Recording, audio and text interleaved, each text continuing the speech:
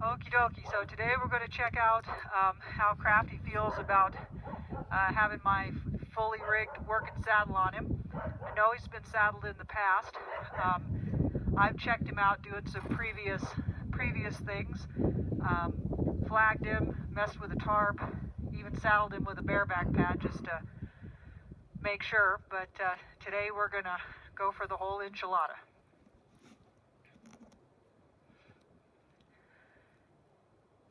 Hey buddy, pay attention. There you go.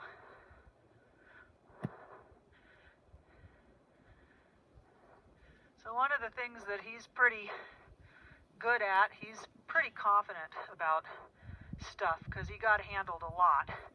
And like I told you, hauled around to shows. So things that a lot of inexperienced young horses would be kind of scared of, he's typically pretty steady-minded.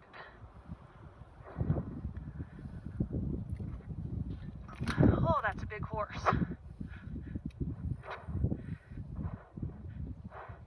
Good that he's pretty steady-minded because that was a pretty big throw for this old lady.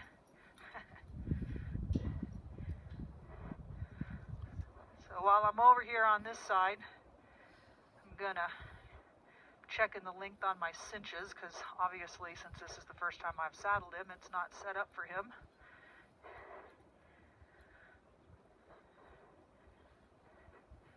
And he's pretty keen to stand still while I work on that, which is what I want. So I will have to say he's passing saddling 101 so far with flying colors.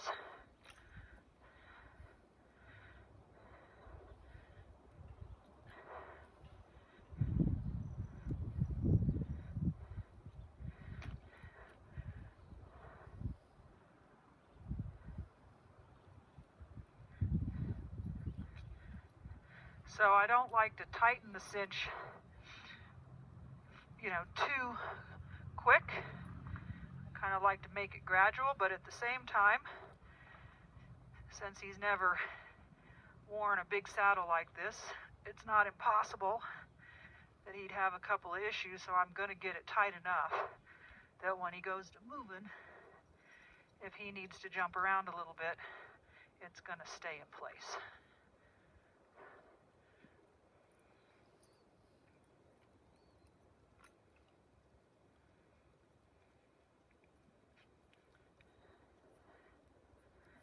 Oh, that breast collar, yeah, the last horse it was on was not quite as big across the chest as you, so we need to loosen that up a bit. I can't even get it on you.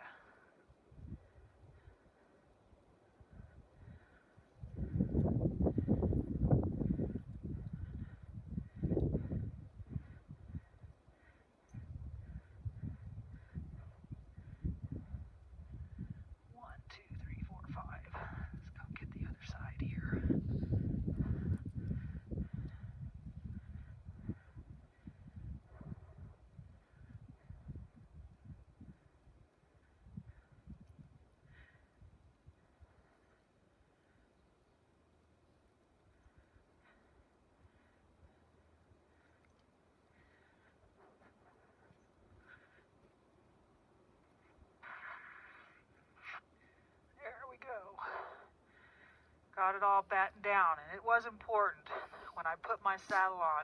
Front cinch, back cinch, breast collar. Breast collar is the order that I do those straps so that if anything goes awry in the midst of saddling, I make sure I've got my anchor on there first. And when I unsaddle, I do exactly the opposite.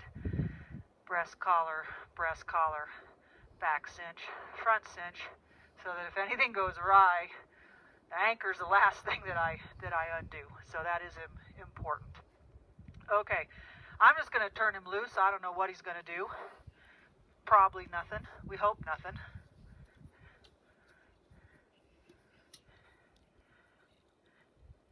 He does tend to check out.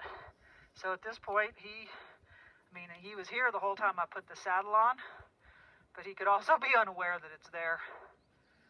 I know that sounds funny. Go over here and get my flag.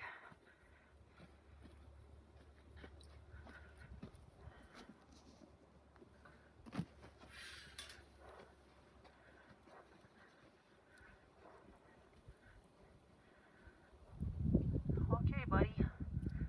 Let's go out and around. I'm going to send him off soft.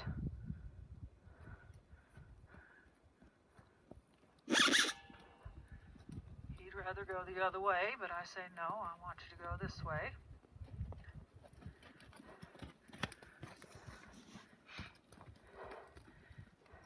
I can see, by the way, the back of my saddle's kind of sticking up there on his back. He's not bucking or anything, but he's not exactly relaxed. You don't really want to see that much air between their back and your saddle pad.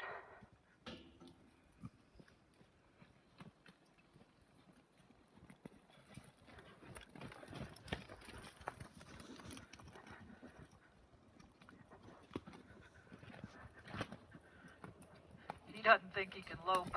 Let's try again.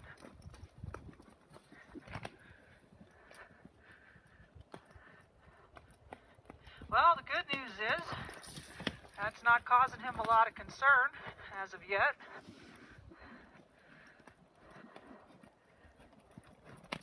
I am happy that his forward movement is becoming a lot more free than it was a few sessions ago. That same brace that I was working on earlier, getting him to bend, is partially why when I want him to change directions, I have to walk out there and do it that way, because he doesn't have a lot of draw and a lot of flexibility at this point. But hey, he's wearing that saddle like a champion. Woo! Get yourself organized there, son.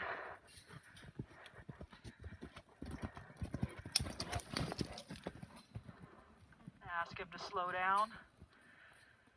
Not stop, though. Oh, keep going.